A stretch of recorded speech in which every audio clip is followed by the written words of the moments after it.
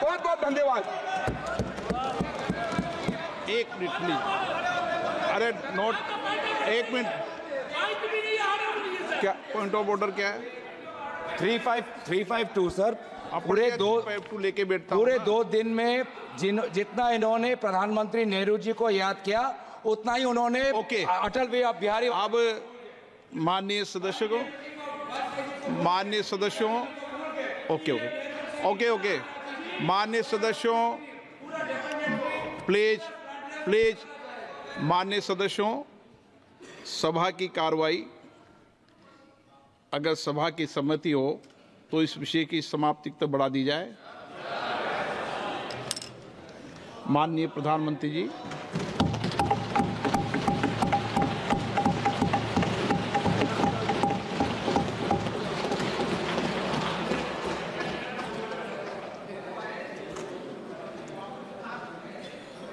आदरणीय अध्यक्ष महोदय, हम सब के लिए और सभी देशवासियों के लिए, इतना ही नहीं विश्व के लोकतंत्र प्रेमी नागरिकों के लिए भी हमारे लिए ये बहुत ही गौरव का पल है। बड़े गर्व के साथ लोकतंत्र के उत्सव को मनाने का ये अवसर है।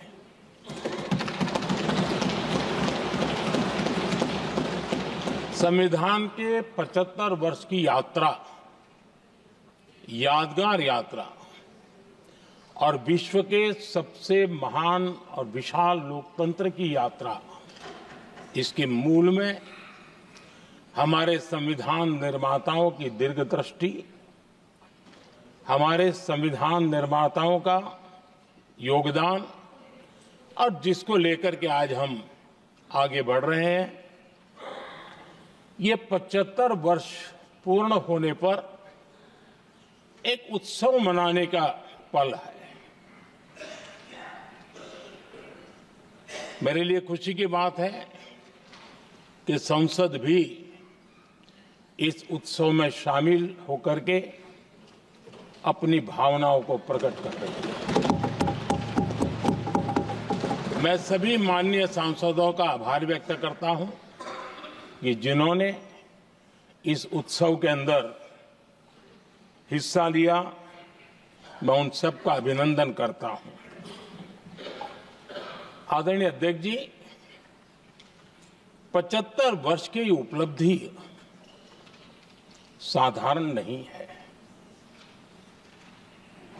असाधारण है। और जब देश आजाद हुआ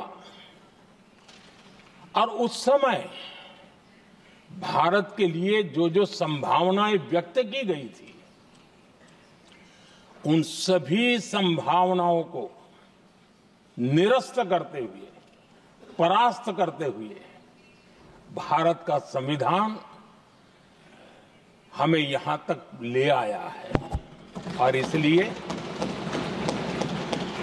इस महान उपलब्धि के लिए संविधान निर्माताओं के साथ साथ मैं देश के कोटि कोटि नागरिकों का आदरपूर्वक नमन करता हूं, जिन्होंने इस भावना को, इस नई व्यवस्था को जी करके दिखाया है। संविधान निर्माताओं की जो भावनाएं थी, उसको जीने में पिछले 75 साल भारत का नागरिक हर कसौटी पर खरा उतरा है। और इसलिए भारत का नागरिक सर्वाधिक अभिनंदन का अधिकारी है। आदरणीय सभापति जी, संविधान निर्माता इस बात में बहुत सजग थे। वो ये नहीं मानते थे कि भारत का जन्म 1947 में हुआ है। वो ये नहीं मानते थे कि भारत में लोकतंत्र 1950 से आ रहा है। वे मानते थे यहां की महान परंपरा को, महान संस्कृति को, महान विरासत को, हजारों साल की उस यात्रा को, उसके प्रति वो सजग थे। उनको इस बात का पूरा भान था। आदरणीय सभापति जी, भारत का लोकतंत्र, भारत का गणतांत्रिक अतीत बहुत ही समृद्ध रहा है, विश्व के लिए प्रेरक रहा है, और तभी तो भारत आज मदर ऑफ डेमोक्रेसी के रूप में जाना जाता है। हम सिर्फ विशाल लोकतंत्र है इतना नहीं, हम लोकतंत्र की जननी है। आदरणीय सभापति जी, मैं जब ये कह रहा हूं तो मैं 3 महापुरुषों के कोट इस सदन के सामने प्रस्तुत करना चाहता हूं। राजर्षि पुरुषोत्तम दास टंडन जी, मैं संविधान सभा के अंदर हुई चर्चा का उल्लेख कर रहा हूं। उन्होंने कहा था, सदियों के बाद हमारे देश में एक बार फिर ऐसी बैठक बुलाई गई है, यह हमारे मन में अपने गौरवशाली अतीत की याद दिलाती है, जब हम स्वतंत्र हुआ करते थे, जब सभाएं आयोजित की जाती थी, जिसमें विद्वान लोग देश के महत्वपूर्ण मामलों पर चर्चा करने के लिए मिला करते थे। दूसरा कोट मैं पढ़ रहा हूं डॉक्टर राधाकृष्णन जी का। वे भी इस संविधान सभा के सदस्य थे। उन्होंने कहा था, इस महान राष्ट्र के लिए गणतांत्रिक व्यवस्था नई नहीं है, हमारे यहां ये इतिहास के शुरुआत से ही है। और तीसरा कोट मैं बाबा साहब आंबेडकर का कह रहा हूं। बाबा साहब आंबेडकर जी ने कहा था, ऐसा नहीं है कि भारत को पता नहीं था कि लोकतंत्र क्या होता है। एक समय था जब भारत में कई गणतंत्र हुआ करते थे। आदरणीय सभापति जी, हमारे संविधान के निर्माण की प्रक्रिया में हमारी देश की नारी शक्ति ने संविधान को सशक्त करने में बहुत बड़ी भूमिका निभाई थी। संविधान सभा में 15 माननीय महिला सदस्य थी और सक्रिय सदस्य थी। मौलिक चिंतन के आधार पर उन्होंने संविधान सभा की डिबेट को समृद्ध किया था। और वे सभी बहनें अलग अलग बैकग्राउंड थी, अलग अलग क्षेत्र की थी,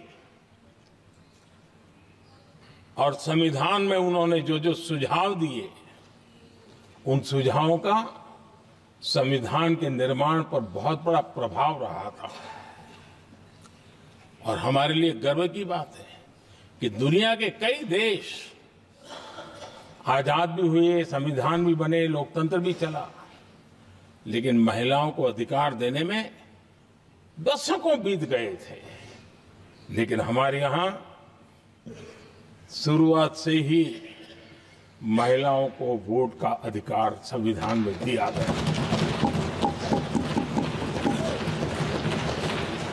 आदरणीय सभापति जी, जब G20 समिट हुई, उसी भावना को आगे बढ़ाते हुए, क्योंकि संविधान की भावना को लेकर के हम सब जीने वाले लोग हैं, हमने G20 की अध्यक्षता के दरमियान विश्व के सामने विमेन लेड डेवलपमेंट का विचार रखा।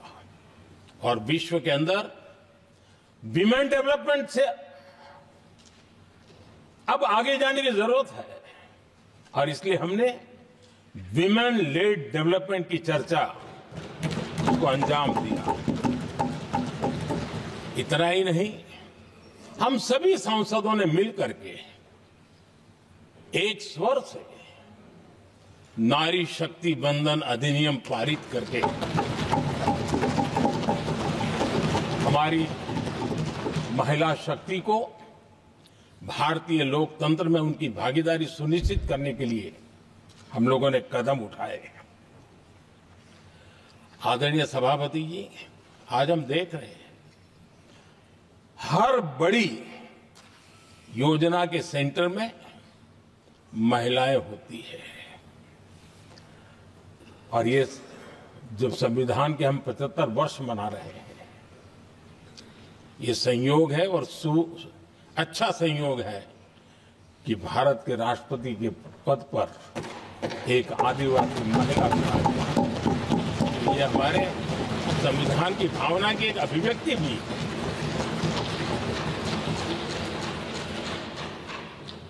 आदरणीय सभापति जी, इस सदन में भी लगातार हमारे महिला सांसदों की संख्या बढ़ रही है, उनका योगदान भी बढ़ रहा है। मंत्रिपरिषद में भी उनका योगदान बढ़ रहा है। आज सामाजिक क्षेत्र हो, राजनीतिक क्षेत्र हो, शिक्षा का क्षेत्र हो, खेलकूद का क्षेत्र हो, क्रिएटिव वर्ल्ड की दुनिया हो, जीवन के हर क्षेत्र में महिलाओं का योगदान, महिलाओं का प्रतिनिधित्व देश के लिए गौरव दिलाने वाला रहा है। विज्ञान के क्षेत्र में, खास करके स्पेस टेक्नोलॉजी में उनके योगदान की सराहना हर हिंदुस्तानी बड़े गर्व के साथ कर रहा है। और इन सब की सबसे बड़ी प्रेरणा हमारा संविधान है। आदरणीय सभापति जी, हमारा देश बहुत तेज गति से विकास कर रहा है। भारत बहुत ही जल्द विश्व की तीसरी बड़ी आर्थिक शक्ति बनने की दिशा में बहुत मजबूत कदम रख रहा है।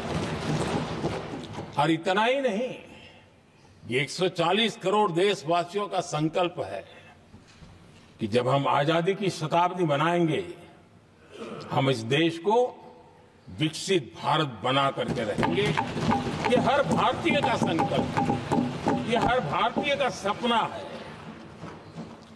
लेकिन इस संकल्प से सिद्धि के लिए सबसे बड़ी आवश्यकता है, वो है भारत की एकता। हमारा संविधान भी भारत की एकता का आधार है।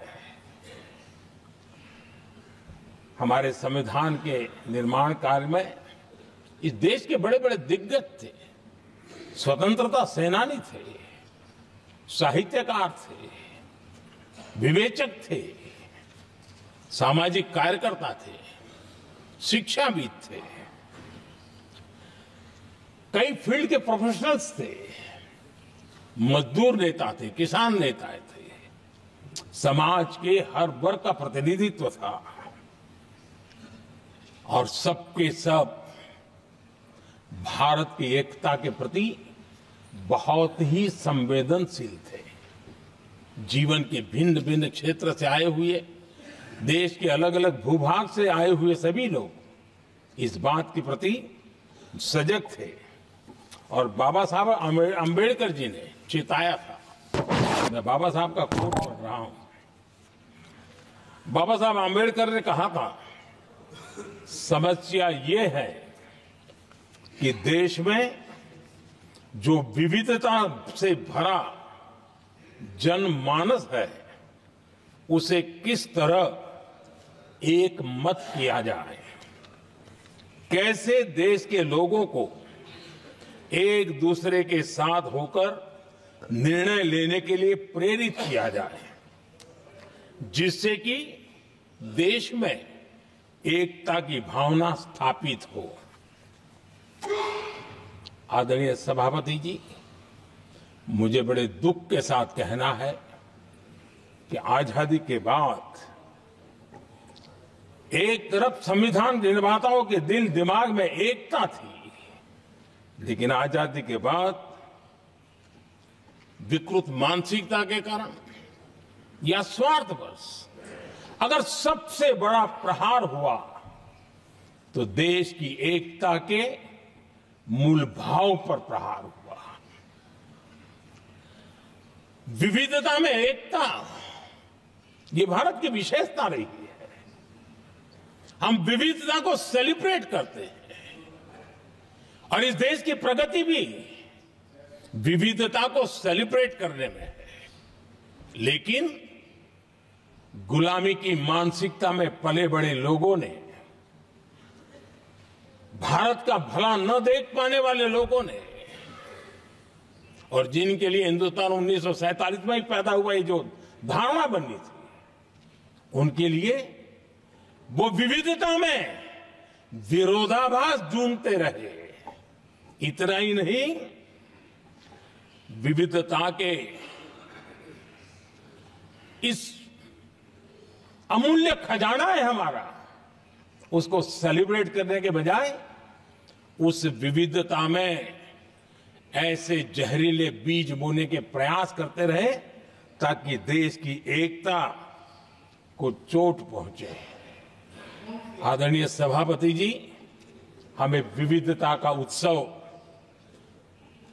हमारे जीवन का अंग बनाना होगा और वही बाबा साहब आंबेडकर को सच्ची श्रद्धांजलि होगी। आदरणीय सभापति जी, मैं संविधान के प्रकाश में ही मेरी बातों को रखना चाहता हूं और इसलिए अगर आप हमारी नीतियों को देखेंगे, पिछले 10 साल देश की जनता ने हमें जो सेवा करने का मौका दिया है,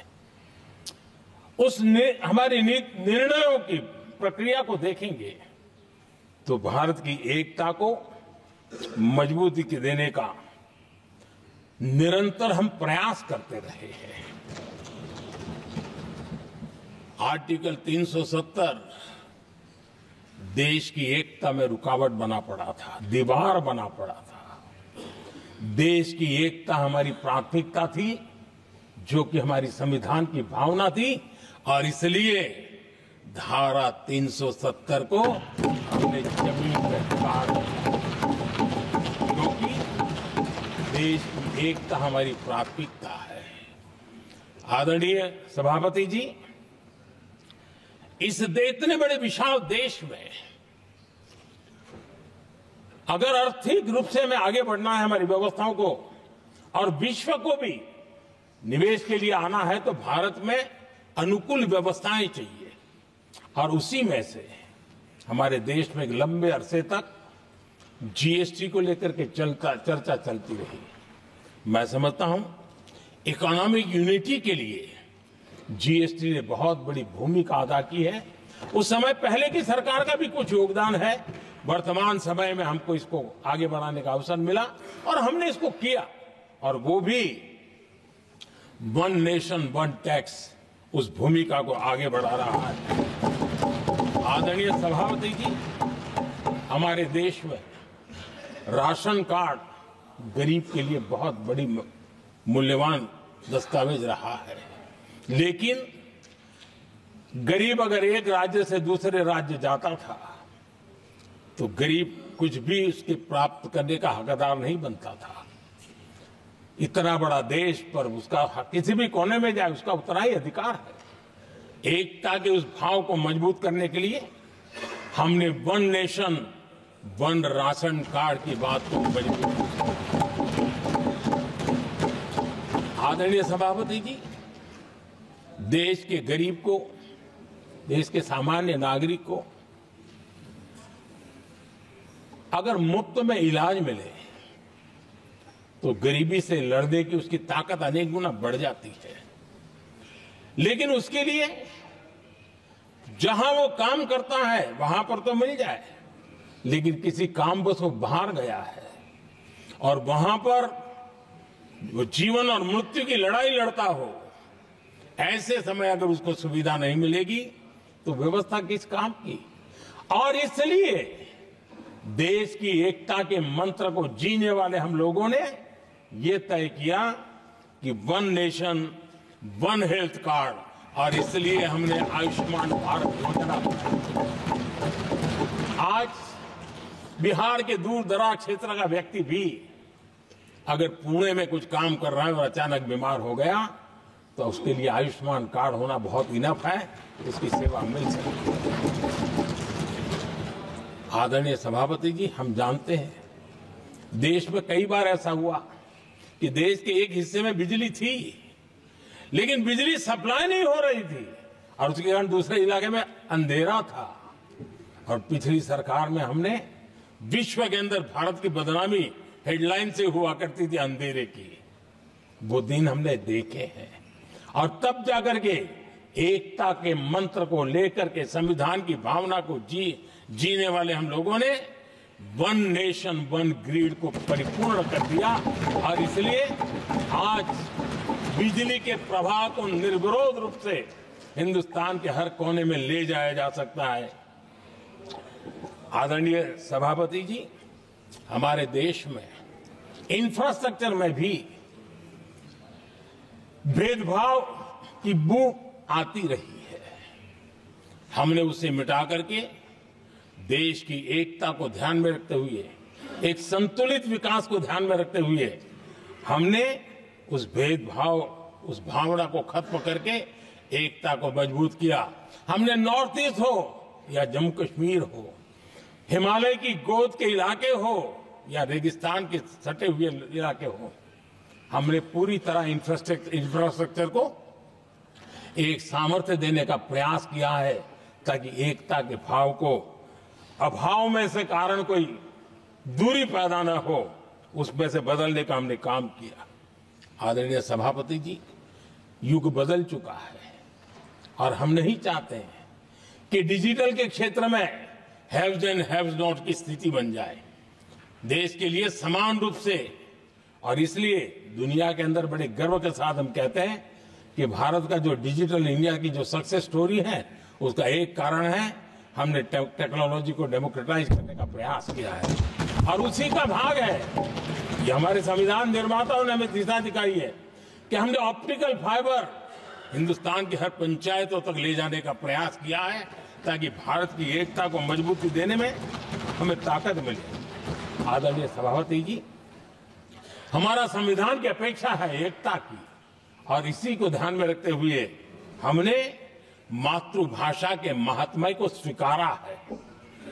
मातृभाषा को दबा करके हम देश के जनमानस को संस्कारित नहीं कर सकते, और इसलिए हमने न्यू एजुकेशन पॉलिसी में भी मातृभाषा को बहुत बल दिया है।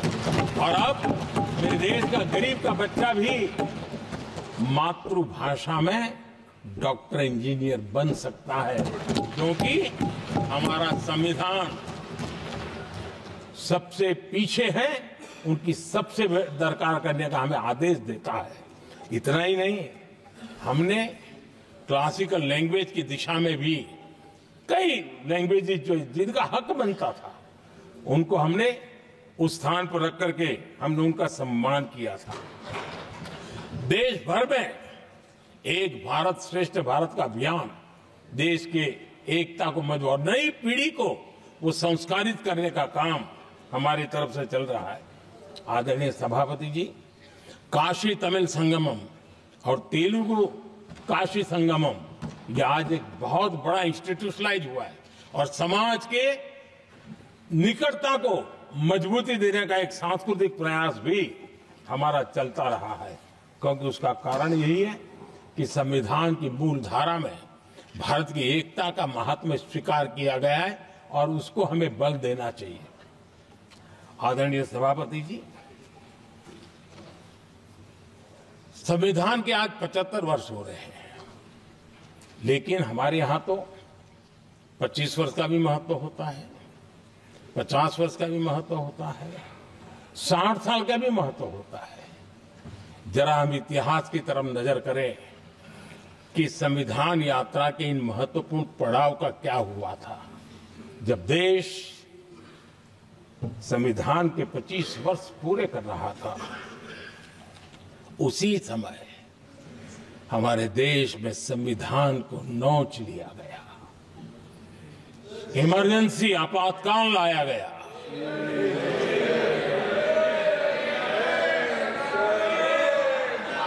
संवैधानिक व्यवस्थाओं को समाप्त कर दिया गया, देश को जेल खाना बना दिया गया, नागरिकों के अधिकारों को लूट लिया गया, प्रेस की स्वतंत्रता को ताले लगा दिए गए, और कांग्रेस के माथे पर ये जो पाप है ना, वो कभी भी धुलने वाला नहीं है, कभी भी धुलने वाला। यह सिर्फ हिंदुस्तान, दुनिया में जब जब लोकतंत्र की चर्चा होगी, कांग्रेस के माथे का ये पाप कभी धुलने वाला नहीं है, क्योंकि लोकतंत्र का गला घोंट दिया गया था।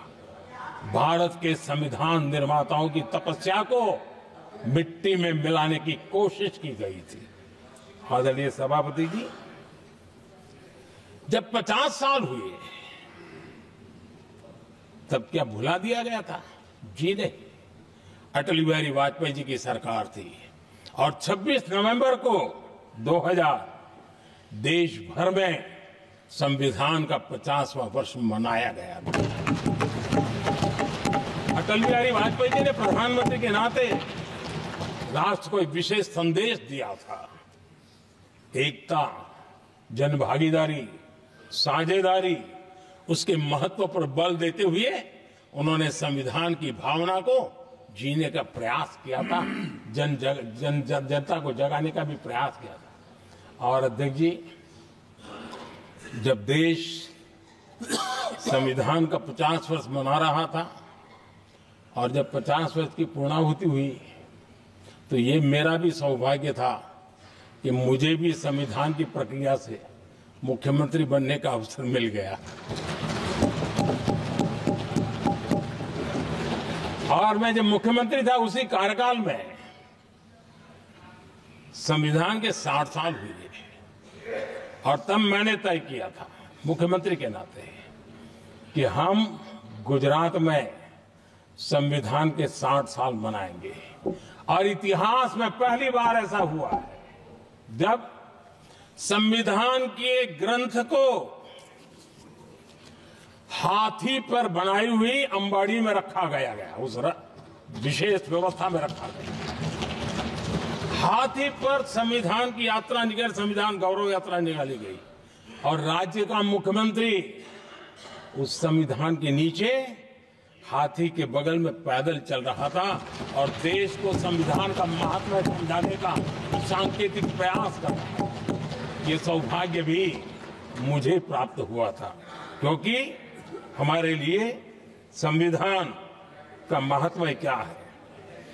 और आज 75 साल हुए, हमें अवसर मिला। और मुझे याद है जब मैंने लोकसभा के पुराने सदन के अंदर जब 26 नवंबर को संविधान दिवस मनाने की बात कही थी, तब एक वरिष्ठ नेता ने सामने से आवाज उठाई थी कि 26 जनवरी तो है, 26 नवंबर की क्या जरूरत है। क्या भावना घर कर गई थी, ये बहुत पुरानी बात रही है। इसी सदन में मेरे सामने हुआ था। लेकिन आदरणीय सभापति जी, मेरे लिए खुशी की बात है कि इस विशेष सत्र में अच्छा होता, संविधान की शक्ति, संविधान की विविधताओं पर चर्चा होती, नई पीढ़ी को काम आता। लेकिन हर एक की अपनी अपनी मजबूरियां होती है, हर कोई अपना दुख किसी न किसी रूप में प्रकट करता रहता है। कईयों ने अपनी विफलताओं का दुख प्रकट किया है। अच्छा होता दलगत भावनाओं से उठ करके देश हित में संविधान की चर्चा हुई होती, तो समृद्धि मिलती अनेक देश की नई पीढ़ी को। आदरणीय सभापति जी, मैं तो संविधान के प्रति विशेष आदर का भाव व्यक्त करना चाहूंगा कि संविधान की भावना थी कि मेरे जैसे अनेक लोग जो यहां पहुंच नहीं पाते। ये संविधान था जिसके कारण हम पहुंच पाए, क्योंकि हमारा कोई बैकग्राउंड नहीं था। हम यहां तक कैसे आते? ये संविधान का सामर्थ्य था, जनता जनार्दन के आशीर्वाद थे। इतना बड़ा दायित्व, और मेरे जैसे बहुत लोग यहां भी जिनका ऐसा कोई बैकग्राउंड नहीं है, यही एक सामान्य परिवार से आए हैं, और आज संविधान ने हमें यहां तक पहुंचाया है। और ये भी कितना बड़ा सौभाग्य है कि हमें देश ने इतना स्नेह दिया, एक बार नहीं, दो बार नहीं, 3 बार। ये हमारे संविधान के बिना संभव नहीं था। आदरणीय सभापति जी,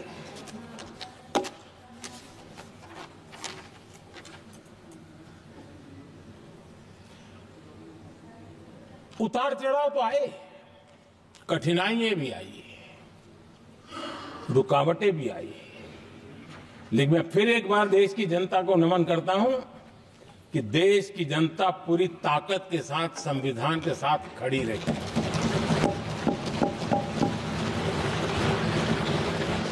आदरणीय सभापति जी, मैं आज यहां किसी की व्यक्तिगत आलोचना करना नहीं चाहता हूं, लेकिन तथ्यों को देश के सामने रखना जरूरी है, और इसलिए मैं तथ्यों को रखना चाहता हूं। कांग्रेस के एक परिवार ने संविधान को चोट पहुंचाने में कोई कोर कसर नहीं छोड़ी है।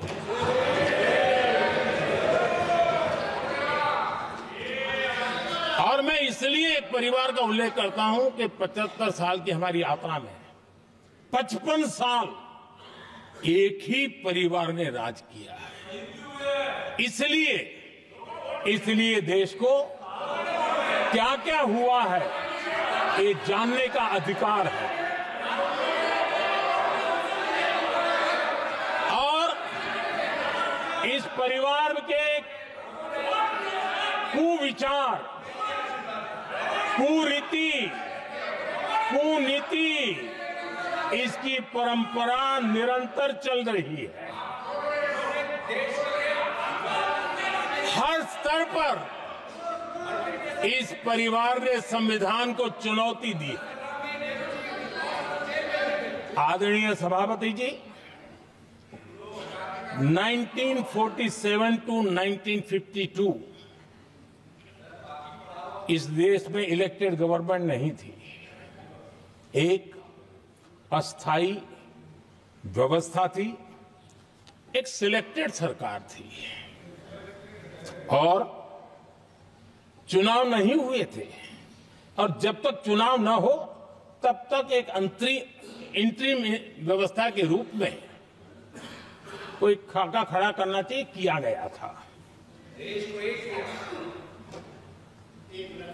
1952 के पहले राज्यसभा का भी गठन नहीं हुआ था,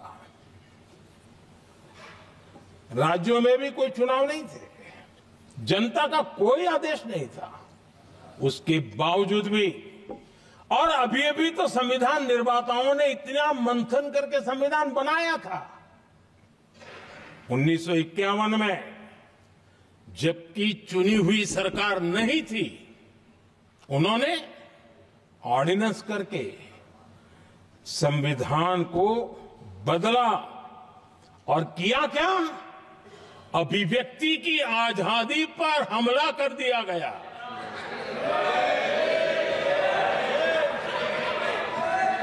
और ये संविधान निर्माताओं का भी अपमान था, क्योंकि ऐसी बातें कोई संविधान सभा में नहीं आई होगी, ऐसा नहीं है, लेकिन वहां उनकी चली नहीं। तो बाद में जैसे ही मौका मिला, उन्होंने अभिव्यक्ति की आजादी को, उस पर उन्होंने हथौड़ा मार दिया। और ये संविधान निर्माताओं का घोर अपमान है। अपने मन की चीजें जो संविधान सभा के अंदर नहीं करवा पाए, उन्होंने पिछले दरवाजे से किया, और वो भी चुनी हुई सरकार के वो प्रधानमंत्री नहीं थे, उन्होंने पाप किया था। इतना ही नहीं, आदरणीय सभापति जी, उसी दौरान उस समय के प्रधानमंत्री पंडित नेहरू जी ने मुख्यमंत्रियों को एक चिट्ठी लिखी थी। उस चिट्ठी में उन्होंने लिखा था, नेहरू जी लिखते हैं, अगर संविधान हमारे, आगे नेहरू जी लिखते हैं, अगर संविधान हमारे रास्ते के बीच में आ जाए, ये नेहरू जी लिख रहे हैं, अगर संविधान हमारे रास्ते के बीच में आ जाए, आगे नेहरू जी कह रहे हैं, तो हर हाल में संविधान में परिवर्तन करना चाहिए। ये नेहरू जी ने मुख्यमंत्रियों को चिट्ठी लिखी।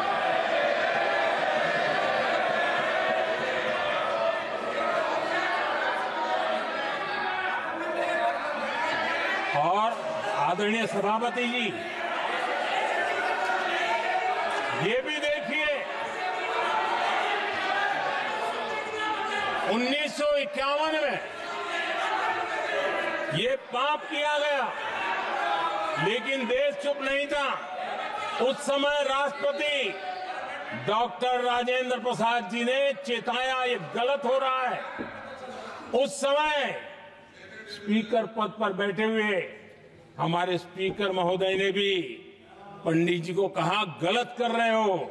इतना ही नहीं, आचार्य कृपलानी जी, जयप्रकाश नारायण जैसे महान कांग्रेसी लोगों ने भी पंडित नेहरू ने कहा कि ये रोको, लेकिन पंडित जी का अपना संविधान चलता था, और इसलिए उन्होंने इतने वरिष्ठ महानुभावों की सलाह मानी नहीं, और उसे भी उन्होंने दरकिनार कर दिया।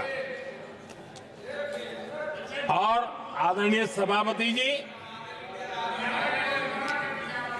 ये संविधान संशोधन करने का ऐसा खून कांग्रेस के मुंह लग गया कि समय समय पर वो संविधान का शिकार करती रही। ये खून मुंह पे लग गया। इतना ही नहीं, संविधान के स्पिरिट को लहू लहान करती रही। आदरणीय सभापति जी, करीब 6 दशक में 75 बार संविधान बदला गया। आदरणीय सभापति जी, जो बीज देश के पहले प्रधानमंत्री जी ने बोया था, उस बीज को खाद पानी देने का काम एक और प्रधानमंत्री ने किया। उनका नाम था श्रीमती इंदिरा गांधी।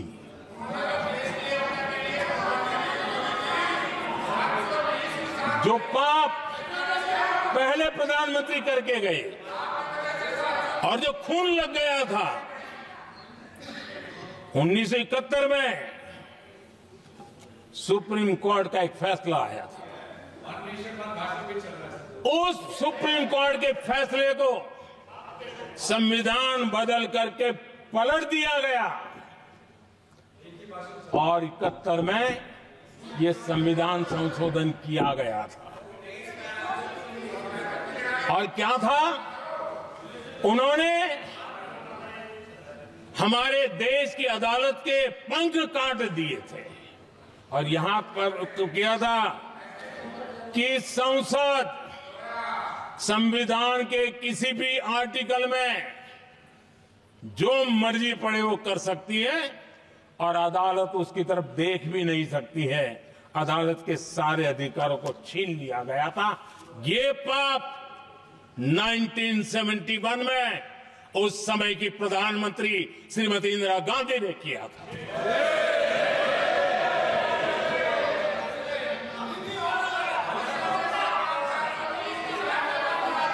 और इस परिवर्तन ने इंदिरा जी की सरकार को मौलिक अधिकारों को छीनने का और न्यायपालिका पर नियंत्रण करने का अधिकार दिया, सक्षम बना दिया था। आदरणीय सभापति जी, खून मुंह पे लग गया था, कोई रोकने वाला था नहीं। और इसलिए जब इंदिरा जी के चुनाव को गैर रीति के कारण, असंवैधानिक तरीके से चुनाव लड़ने के कारण अदालत ने उनके चुनाव को खारिज कर दिया और उनको एमपी पद छोड़ने की नौबत आई, तो उन्होंने गुस्से में आकर के देश पर इमरजेंसी थोप दी, आपातकाल लगा दिया अपनी कुर्सी बचाने के लिए। और उसके बाद इतना ही नहीं, उन्होंने इमरजेंसी तो लगाई, संविधान का दुरुपयोग तो किया ही किया, भारत के लोकतंत्र का गला तो घोंट ही दिया। लेकिन 1975 में 39वां संशोधन किया और उसमें उन्होंने क्या किया, राष्ट्रपति, उपराष्ट्रपति, प्रधानमंत्री, अध्यक्ष, इनके चुनाव के खिलाफ कोई कोर्ट में जा ही नहीं सकता है, ऐसा उन्होंने, और वो भी रिट्रोस्पेक्टिव किया, आगे के लिए नहीं, पीछे का भी, अपने पापों का भी उन्होंने।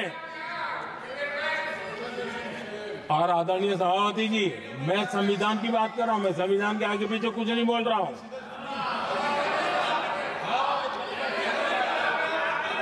आदरणीय सभापति जी,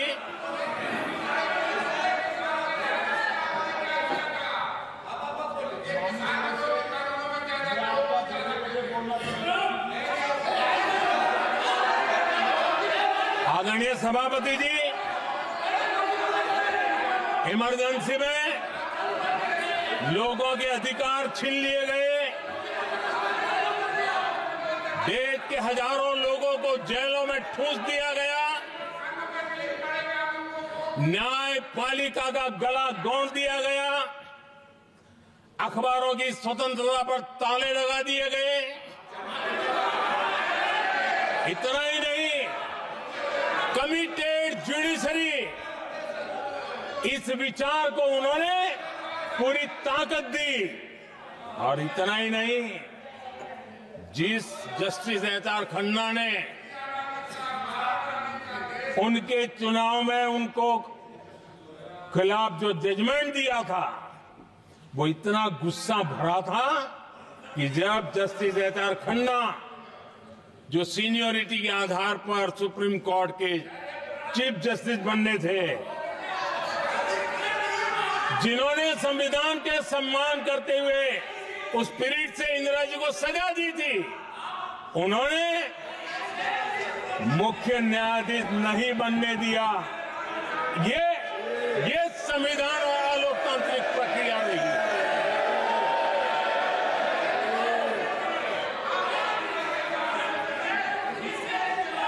आदरणीय सभापति जी,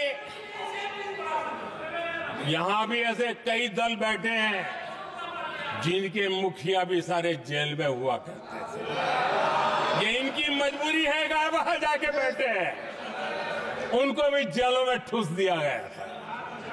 आदरणीय सभापति जी, देश पर जुल्म तांडव चल रहा था, निर्दोष लोगों को जेलों में ठूस दिया जाता था, लाठियां बरताई जाती थी, कई लोग जेलों में मौत के शरण हो गए थे, और एक निर्दयी सरकार संविधान को चूर चूर करती रही थी। आदरणीय सभापति जी, ये परंपरा यहां नहीं रुकी। जो परंपरा नेहरू जी ने शुरू की थी, जिसको दूसरे प्रधानमंत्री जी इंदिरा जी ने आगे बढ़ाया, क्योंकि खून मुंह पे लग गया था, और इसलिए राजीव गांधी जी प्रधानमंत्री बने। उन्होंने संविधान को एक और गंभीर झटका दे दिया। सबको समानता, सबको समानता, सबको न्याय, उस भावना को चोट पहुंचाई। आदरणीय सभापति जी, आपको मालूम है, सुप्रीम कोर्ट ने शाहबानो का जजमेंट दिया था।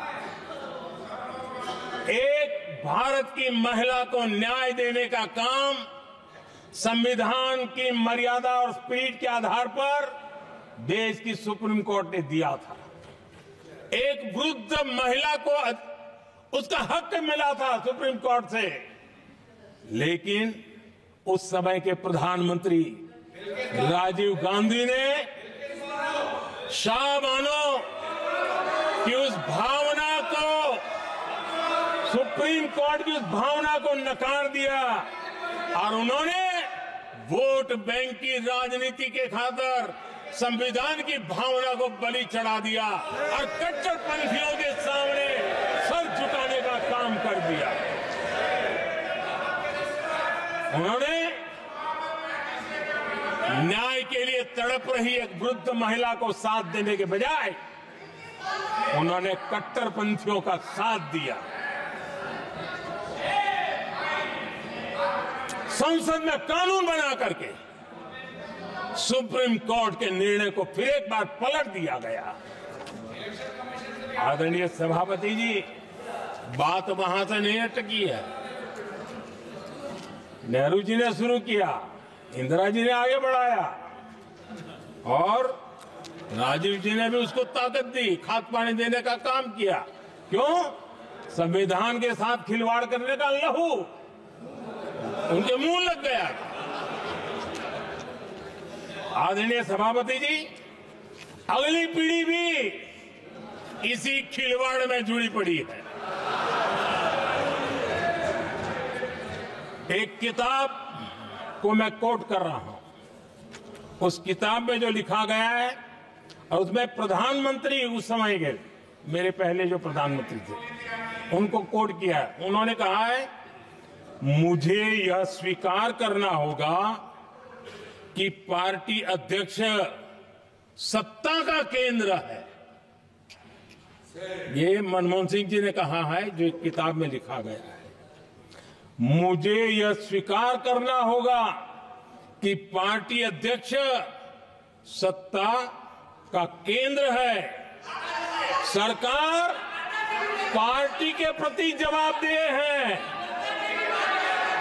इतिहास में पहली बार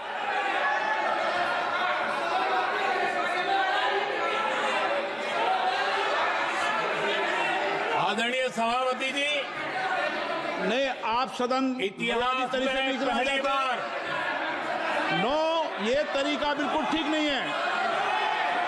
सदन के नेता बोल रहे हैं, आपको मर्यादा रखनी चाहिए।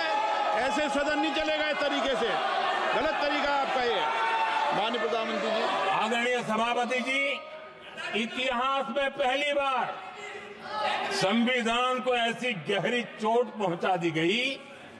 संविधान निर्माताओं ने चुनी हुई सरकार और चुने हुए प्रधानमंत्री की कल्पना तक ही हमारा संविधान था, लेकिन इन्होंने तो प्रधानमंत्री के ऊपर एक गैर संवैधानिक, और जिसने कोई शपथ भी नहीं लिया था, नेशनल एडवाइजरी काउंसिल पीएमओ के भी ऊपर बैठा दिया। पीएमओ के ऊपर अघोषित दर्जा दे दिया गया।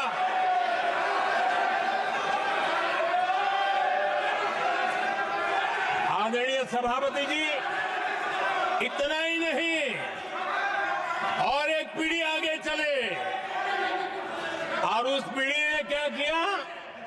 भारत के संविधान के तहत देश की जनता जनार्दन सरकार चुनती है और वो सरकार का मुखिया कैबिनेट बनाता है। ये संविधान के तहत है। इस कैबिनेट ने जो निर्णय किया, संविधान का अपमान करने वाले अहंकार से भरे लोगों ने पत्रकारों के सामने कैबिनेट के निर्णय को फाड़ दिया। संविधान को हर मौके पर संविधान के साथ खिलवाड़ करना, संविधान को न मानना, ये जिनकी आदत हो गई थी।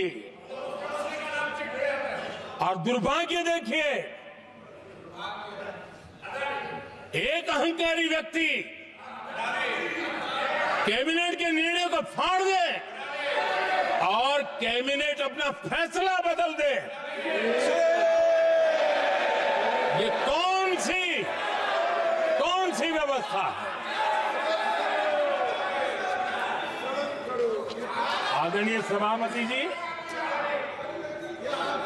मैं जो कुछ भी कह रहा हूं वो संविधान के साथ क्या हुआ उसी की बात कर रहा हूं। उस समय करने वाले पात्रों को लेकर किसी को परेशानी होती होगी, लेकिन बात संविधान की है। मेरे मन के और मेरे विचारों को मैं अभिव्यक्त नहीं कर रहा हूं।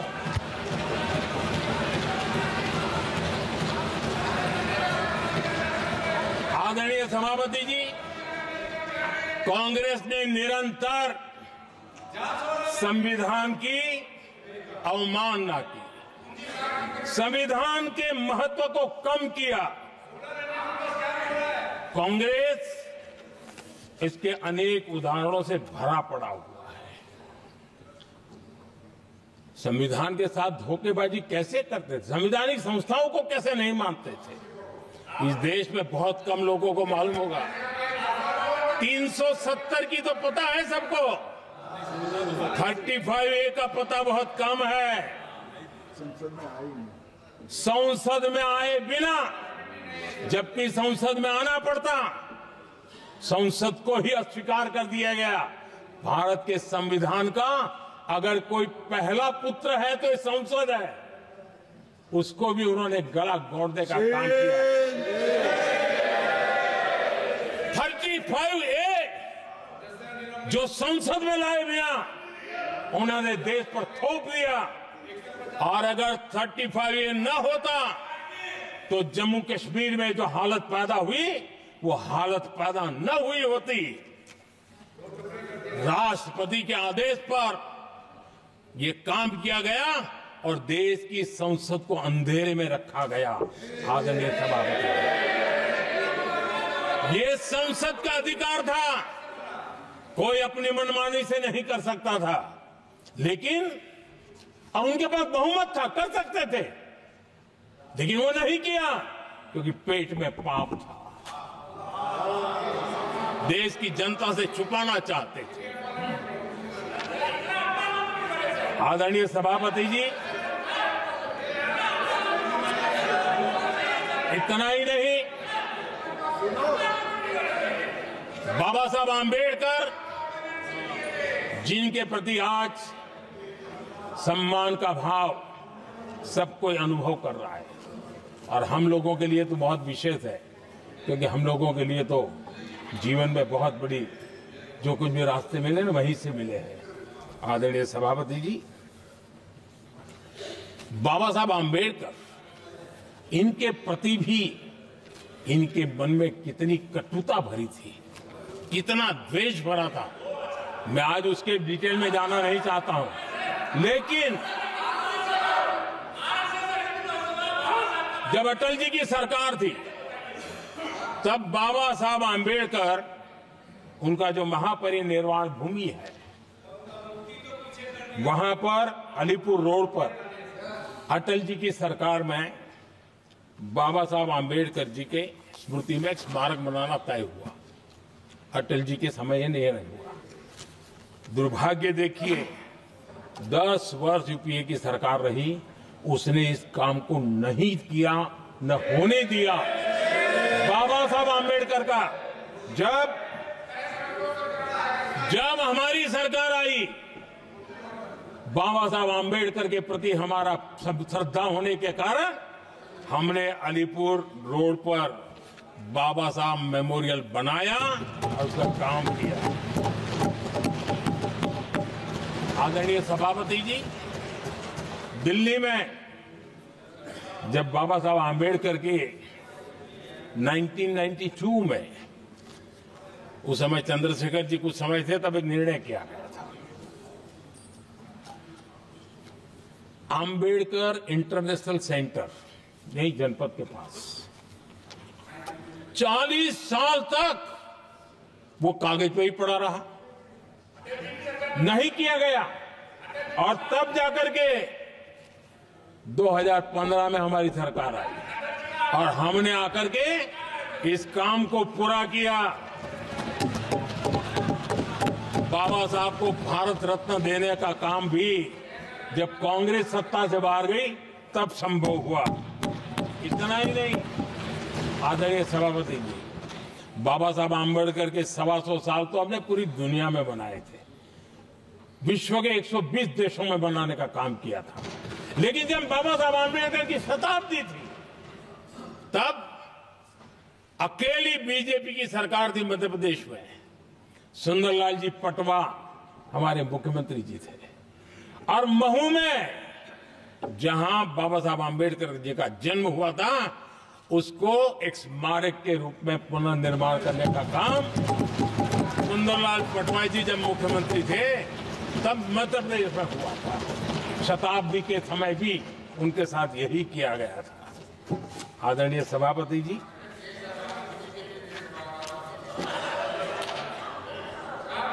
हमारे देश में बाबा साहब आंबेडकर एक दीर्घदृष्टा थे।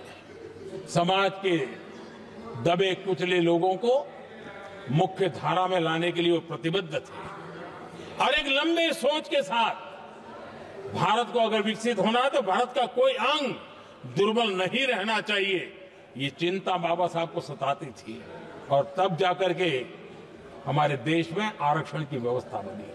लेकिन वोट बैंक की राजनीति में छुपे हुए लोगों ने, डूबे हुए लोगों ने धर्म के आधार पर, तुष्टीकरण के नाम पर आरक्षण के अंदर कुछ न कुछ नुक्सेदनी करने का प्रयास किया और इसका सबसे बड़ा नुकसान एससी, एसटी और ओबीसी समाज को हुआ है। आदरणीय सभापति जी, आरक्षण की कथा बहुत लंबी है। नेहरू जी से लेकर के राजीव गांधी तक कांग्रेस के प्रधानमंत्रियों ने आरक्षण का घोर विरोध किया है। हिस्ट्री कह रही है आरक्षण के विरोध में लंबी लंबी चिट्ठियां स्वयं नेहरू जी ने लिखी है, मुख्यमंत्रियों को लिखी है।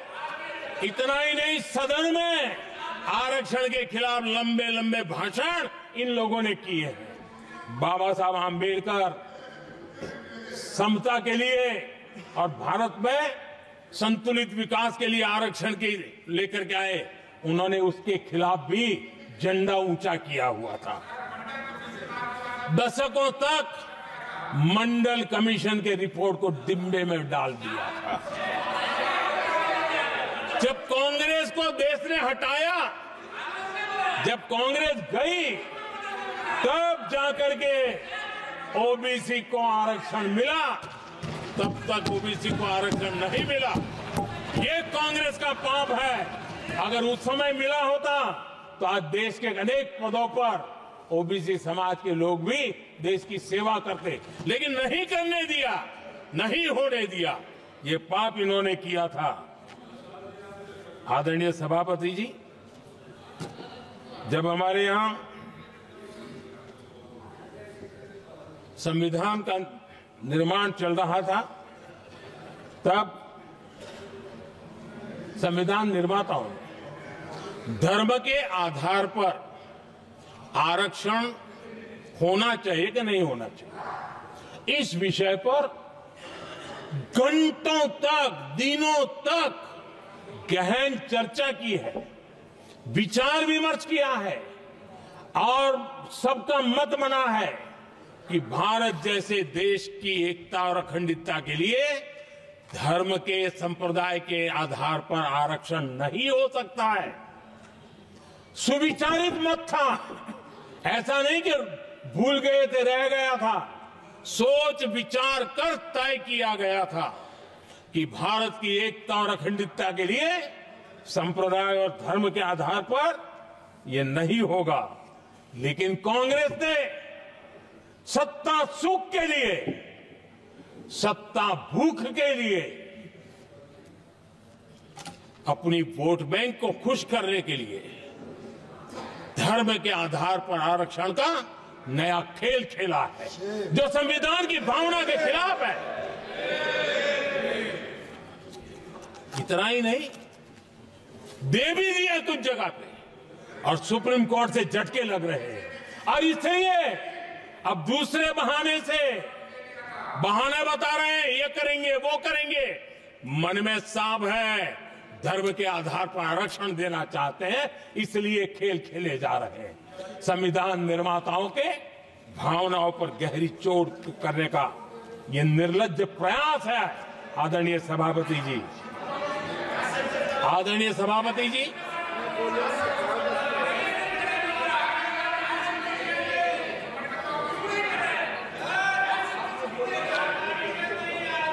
आदरणीय सभापति जी, एक गलत और विषय, ये तरीका ठीक नहीं। आपके नेता ने बोला, आपने बोला दोबारा बात मत करो। जिसकी भी मैं चर्चा करना चाहता हूं, और वो ज्वलंत विषय समान नागरिक संहिता, यूनिफॉर्म सिविल कोड। ये विषय भी संविधान सभा के ध्यान बाहर नहीं था।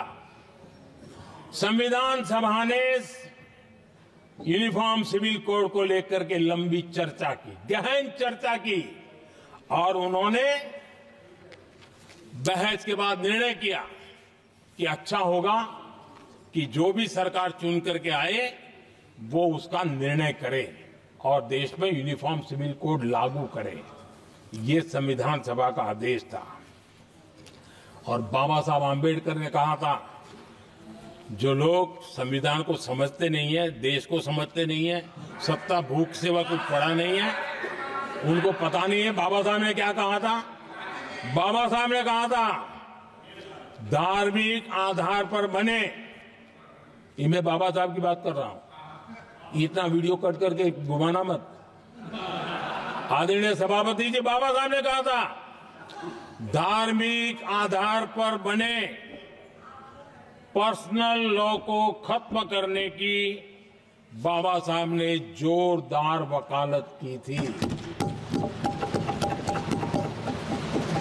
उस समय के सदस्य के.एम.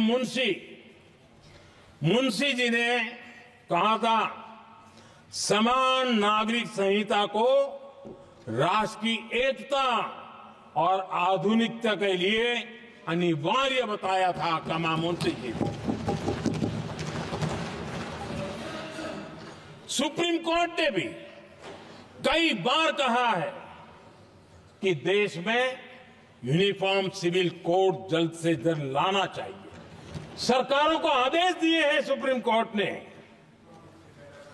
और उसी संविधान की भावना को ध्यान में रखते हुए, संविधान निर्माताओं की भावनाओं को ध्यान में रखते हुए हम पूरी ताकत से लगे हुए हैं सेक्युलर सिविल कोड के लिए। और आज कांग्रेस के लोग संविधान निर्माताओं की भावना का भी, सुप्रीम कोर्ट की भावना का भी अनादर कर रहे हैं, क्योंकि उनकी राजनीति को सूट नहीं करता है। उनके लिए संविधान वो पवित्र ग्रंथ नहीं है, उनके लिए एक हथियार है राजनीति का। खेल खेलने का हथियार बना दिया। लोगों को डराने के लिए संविधान को हथियार बनाया जाता है। आदरणीय सभापति जी, और ये कांग्रेस पार्टी, उनको तो संविधान शब्द भी उनके मुंह में शोभा नहीं देता है। इसलिए जो अपनी पार्टी के संविधान को नहीं मानते हैं, जिन्होंने अपनी पार्टी के संविधान को कभी स्वीकार नहीं किया है, क्योंकि संविधान को स्वीकार करने के लिए एक लोकतांत्रिक स्पिरिट लगता है जो जिनकी रगों में नहीं है। सत्तावाद और परिवारवाद भरा पड़ा है। अब आप देखिए जो कैसी शुरुआती कितनी गड़बड़ हुई है। मैं कांग्रेस की बात कर रहा हूं। 12 कांग्रेस की प्रदेश की कमेटियों ने, 12 प्रदेश कमेटियों ने सरदार पटेल के नाम पर सहमति दी थी। नेहरू जी के साथ एक भी कमेटी नहीं थी, नॉट अ सिंगल। संविधान के तहत सरदार साहब ही देश के प्रधानमंत्री बनते हैं, लेकिन लोकतंत्र में श्रद्धा नहीं, खुद के संविधान पर विश्वास नहीं, खुद के ही संविधान को स्वीकारना नहीं, और सरदार साहब देश के प्रधानमंत्री नहीं बन सके और ये बैठ गए। जो लोग अपनी पार्टी के संविधान को, जो लोग अपनी पार्टी के संविधान को नहीं मानते, वो कैसे देश के संविधान को स्वीकार कर सकते हैं।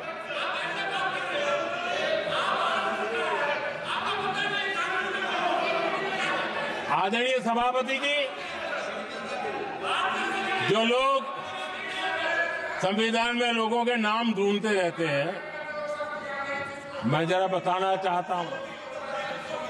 कांग्रेस पार्टी के एक अध्यक्ष हुआ करते थे और वो अति पिछड़े समाज से आते थे।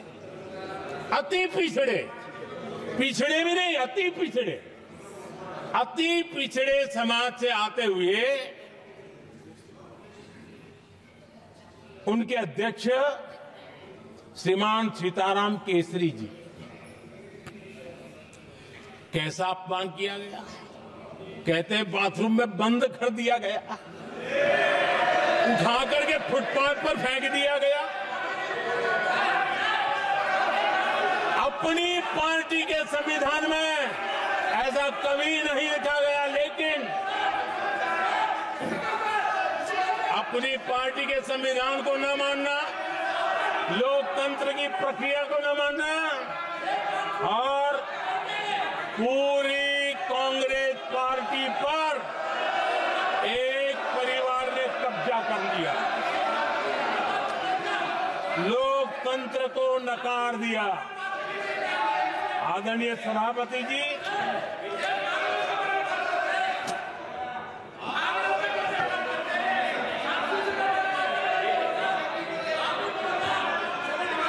तो आपके सदस्यों ने क्या क्या बोला था, ठीक नहीं है। आप जब सदन के नेता बोल रहे हैं तो सदन की मर्यादा को रखो, अच्छी परंपरा को बनाओ। संविधान के साथ खिलवाड़ करना, संविधान के स्पिरिट को तहस नहस करना, ये कांग्रेस की रगों में रहा है। हमारे लिए संविधान, उसकी पवित्रता, उसकी शुचिता हमारे लिए सर्वोपरि है। और ये शब्दों में नहीं है, जब जब हमें कसौटी पर कसा गया है, हम तप करके निकले हुए लोग हैं। मैं उदाहरण देना चाहता हूं। 1996 में सबसे बड़े दल के रूप में भारतीय जनता पार्टी जीत करके आई, सबसे बड़ा दल था, और राष्ट्रपति जी ने संविधान की भावना तहत सबसे बड़े दल को प्रधानमंत्री के शपथ के लिए बुलाया, और 13 दिन सरकार चली। अगर हमें संविधान के स्पिरिट के प्रति हमारा भावना न होती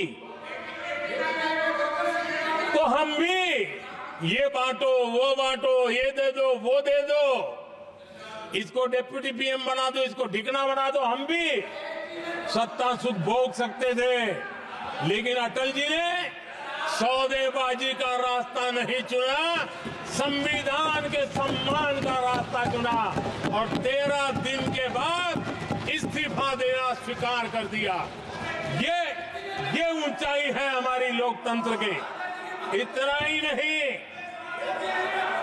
1998 में एनडीए की सरकार थी, सरकार चल रही थी, लेकिन कुछ लोगों को हम नहीं तो कोई नहीं, ये जो एक परिवार का खेल चला है, अटल जी की सरकार को अस्थिर करने के लिए खेल चले गए।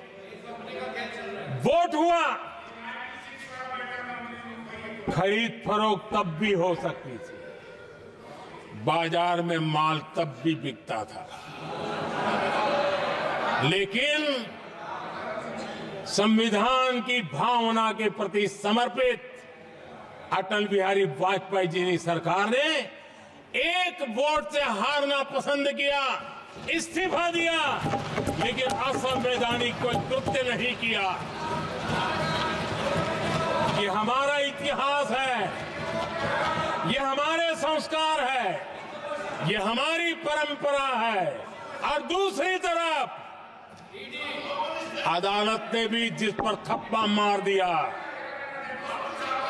कैश फॉर वोट का कांड, एक लघुमती सरकार को बचाने के लिए संसद में नोटों के ढेर साक्ष्य के रूप में रखे गए, असंवैधानिक तरीका। सरकार बचाने के लिए भारत के लोकतंत्र की भावना को बाजार बना दिया गया, वोट खरीदे गए। आदरणीय सभापति जी, 90 के दशक में कई सांसदों को रिश्वत देने का पाप, यह संविधान की भावना थी कि 140 करोड़ वासियों के मन में जो लोकतंत्र पनपा है, उस लोकतंत्र के साथ यह खिलवाड़। कांग्रेस के लिए सत्ता सुख, सत्ता की भूख, यही एकमात्र कांग्रेस का इतिहास है, कांग्रेस का वर्तमान है। आदरणीय सभापति जी, 2014 के बाद एनडीए को सेवा का मौका मिला, संविधान और लोकतंत्र को मजबूती मिली। ये पुरानी जो बीमारियों थी, उस बीमारी से मुक्ति का हमने एक अभियान चलाया। बीते 10 साल यहां से पूछा गया, हमने भी संविधान संशोधन किए। जी हां, हमने भी संविधान संशोधन किए हैं, देश की एकता के लिए, देश की अखंडता के लिए, देश के उज्जवल भविष्य के लिए और संविधान की भावना के प्रति पूर्ण समर्पण के साथ किए हैं। हमने संविधान संशोधन किया, क्यों किया? इस देश का ओबीसी समाज तीन दशक से ओबीसी कमीशन को संवैधानिक दर्जा देने के लिए मांग कर रहा है। ओबीसी के सम्मान के लिए, उसको संवैधानिक दर्जा देने के लिए हमने संविधान संशोधन किया है। हमें गर्व है ये करने का। समाज के दबे कुचले लोगों को उनके साथ खड़े होना, ये हम अपना कर्तव्य मानते हैं, इसलिए संविधान संशोधन किया। आदरणीय सभापति जी, इस देश में एक बहुत बड़ा वर्ग था, वो किसी भी जाति में क्यों न जन्मा हो, लेकिन गरीबी के कारण अवसरों को वो पा नहीं सकता था, आगे बढ़ नहीं सकता था। और इसलिए उसने असंतोष की ज्वाला भड़क रही थी और सबकी मांग रहती थी, कोई निर्णय नहीं करता था। हमने संविधान संशोधन किया, सामान्य जन के गरीब परिवार के 10% आरक्षण का किया, और ये पहला आरक्षण का संशोधन था। देश में कोई विरोध का स्वर नहीं उठा, हर किसी ने प्यार से उसको स्वीकार किया। संसद ने भी सहमति के साथ पारित किया, क्योंकि समाज की एकता की उसमें ताकत पड़ी थी, संविधान की भावनाओं का भाव पड़ा था, सबने सहयोग किया था, तब जाकर के हुआ था। आदरणीय सभापति जी हां, हमने भी संविधान में संशोधन किए हैं, लेकिन हमने संविधान में संशोधन किया महिलाओं को शक्ति देने के लिए। संसद और विधानसभा में, और संसद का पुराना भवन गवाह है, जब देश महिलाओं को आरक्षण देने के लिए आगे बढ़ रहा था और कानून बिल पेश हो रहा था, तब उन्हीं का एक साथी दल वेल में आता है, कागज छीन लेता है, फाड़ देता है और सदन स्थगित हो जाता है और 40 साल तक विषय लटका रहता है। और वो आज उनके मार्गदर्शक है, जिन्होंने देश की महिलाओं के साथ अन्याय किया, वो उनके मार्गदर्शक है।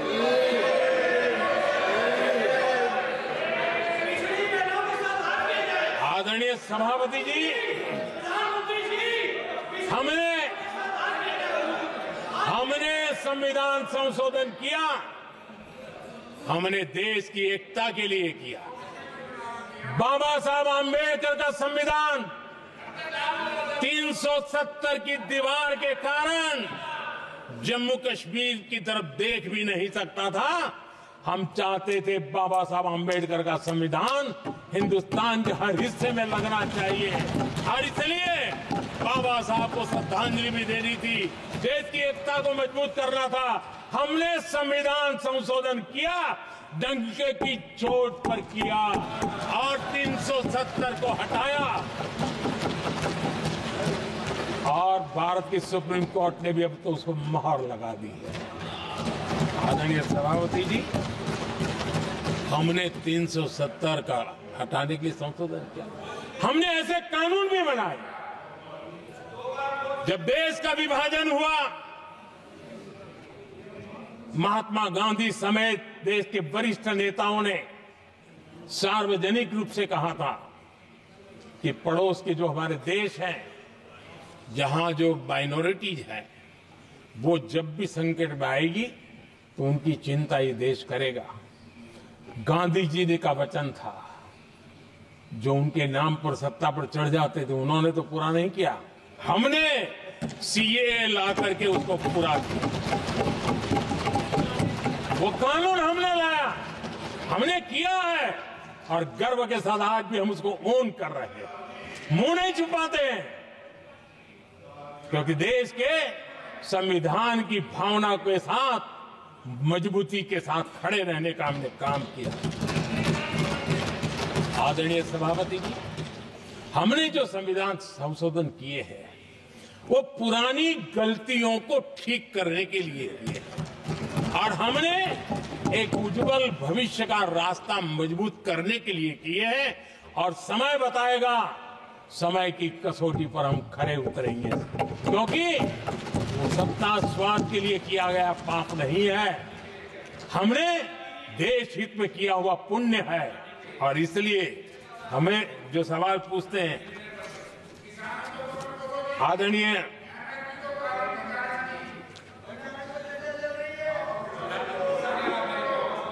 आदरणीय सभापति जी, यहां संविधान पर अनेक भाषण हुए, अनेक विषय उठाए गए, हर एक की अपनी मजबूरियां होगी, राजनीति कुछ न कुछ करने के लिए कुछ करते होंगे, लेकिन आदरणीय सभापति जी, हमारा संविधान सबसे ज्यादा जिस बात को लेकर के संवेदनशील रहा है वो है भारत के लोग, वी द पीपल, भारत के नागरिक। संविधान उनके लिए है, उनके हितों के लिए है, उनके कल्याण के लिए है, उनकी गरिमा के लिए है। और इसलिए संविधान भारत के कल्याणकारी राज्य के लिए हमें दिशा निर्देश देता है। और कल्याणकारी राज्य का मतलब है जहां नागरिकों को भी गरिमा प्राप्त हो, उनको गरिमामय जीवन की गारंटी मिलनी चाहिए।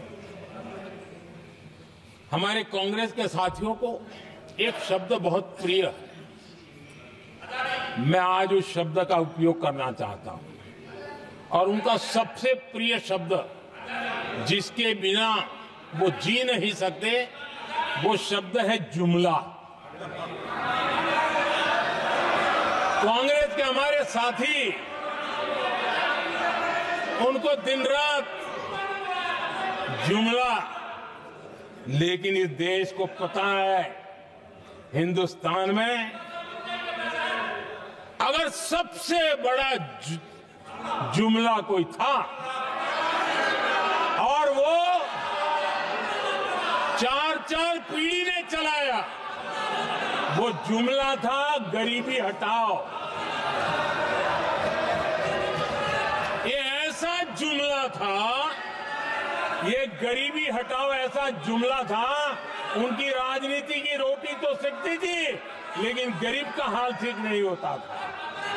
आदरणीय सभापति जी, जरा कोई मुझे कहे आजादी के इतने सालों के बाद क्या एक डिग्निटी के साथ जीने वाले परिवार को क्या उसे टॉयलेट भी उपलब्ध नहीं होना चाहिए? क्या आपको ये काम करने की फुर्सत नहीं मिली? आज देश में टॉयलेट बनाने के अभियान को, जो गरीबों के लिए एक सपना था, उसकी डिग्निटी के लिए हमने इस काम को हाथ में लिया और हमने जी जान से उसे जुटे रहे। उसका मजाक उड़ाया गया, मुझे मालूम है, लेकिन उसके बाद भी सामान्य नागरिक के जीवन का गरिमा, ये हमारे दिल और दिमाग में होने के कारण हम डिगे नहीं, हम अड़े रहे, हम आगे बढ़ते चले गए और तब जाकर के ये सपना साकार हुआ। माताएं बहनें खुले में सोच जा रही थी, या तो सूर्योदय के पहले या सूर्योदय के बाद, और आपको कभी पीड़ा नहीं हुई। और उसका कारण यह था कि आपने गरीबों को और गरीबी को टीवी में देखा है, अखबार की सुर्खियों में देखा है, आपको गरीब की जिंदगी का पता नहीं, वरना आप इसके साथ ऐसा जुल्म नहीं करते। आदरणीय सभापति जी, इस देश की 80% जनता पीने के शुद्ध पानी के लिए तरसती रही। क्या मेरा संविधान हमें रोकता था? क्या संविधान तो ये चाहता था कि सामान्य मानवीय की सुविधाओं को ध्यान दिया जाए। आदरणीय सभापति जी, ये काम भी हमने बड़े समर्पण भाव से आगे बढ़ाया है। आदरणीय सभापति जी, इस देश की करोड़ों माताएं चूल्हे में खाना पकाना और धुएं से आंखें लाल, कहते हैं कि सैकड़ों सिगरेट का धुआं खाना पकाते हैं तब धुआं शरीर में जाता है। उन माताओं बहनों की आंखें लाल होती थी, इतना नहीं, उनका शरीर स्वास्थ्य खत्म हो जाता था। उनको धुएं से मुक्ति का काम, और 2013 तक क्या चर्चा चलती थी, 9 सिलेंडर देंगे कि 6 सिलेंडर देंगे। इस देश ने देखते ही देखते हर घर तक गैस का सिलेंडर पहुंचा दिया, क्योंकि हमारे लिए हर नागरिक 70 साल के बाद जो बेसिक सुविधाएं हैं उसकी तरफ। आदरणीय सभापति जी, अगर हमारा गरीब परिवार दिन रात मेहनत करके गरीबी से बाहर निकलने के लिए कोशिश करता है, बच्चों को पढ़ाना चाहता है, लेकिन घर में एक बीमारी आ जाए तो उसका सारा प्लान बेकार हो जाता है, पूरा परिवार की सारी मेहनत पानी में चली जाती है। क्या इन गरीब परिवारों के इलाज के लिए कुछ आप सोच नहीं सकते थे? 50-60 करोड़ देशवासियों को मुफ्त इलाज मिले।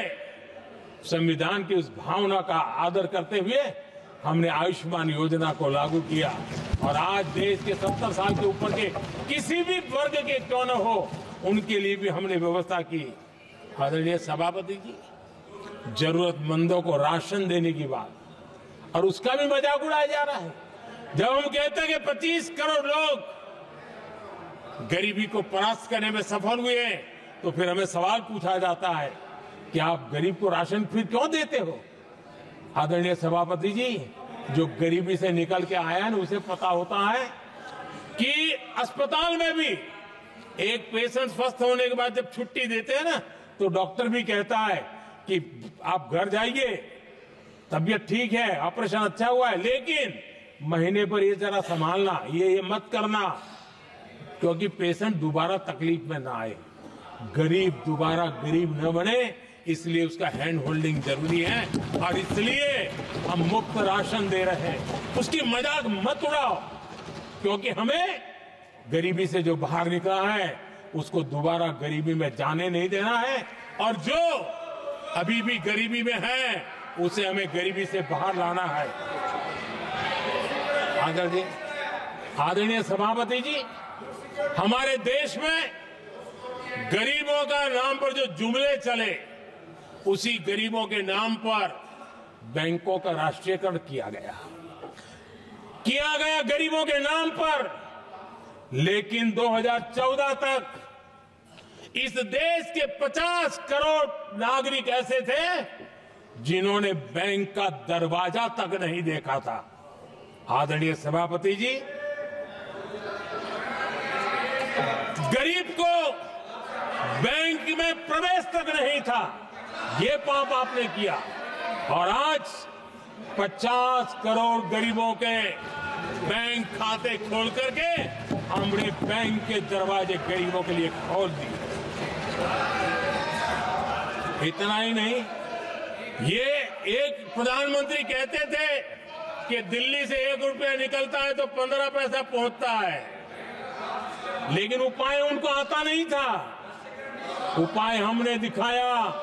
आज दिल्ली से 1 रुपया निकलता है, 100 के 100 पैसे गरीब के खाते में जमा होते हैं।